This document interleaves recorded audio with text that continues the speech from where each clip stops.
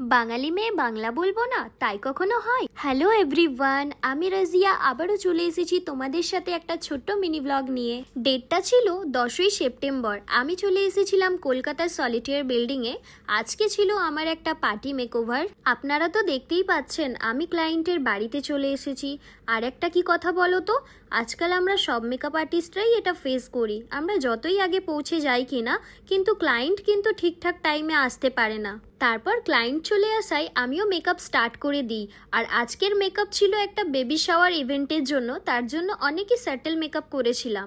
আর এইখানে আপনারা দেখতে পাচ্ছেন আমি এখানে বেঙ্গলি স্টাইলের শাড়ি পরাচ্ছিলাম, কেননা আমার ক্লায়েন্ট আজকে বেঙ্গলি লুক চাইছিল।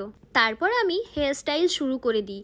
আর এই ফুল লুকটা আমার পেজে আপনারা দেখতে পেয়ে যাবেন। দিদি আমার কাছে মেকআপ করে খুবই খুশি, স্যাটিসফাইড হয়েছে, সেটা আপনারা ভিডিও দেখেই বুঝে যাবেন।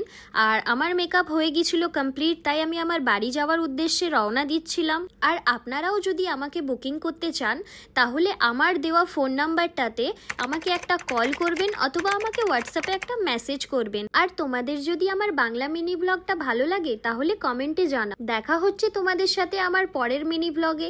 আজকের জন্য টাটা।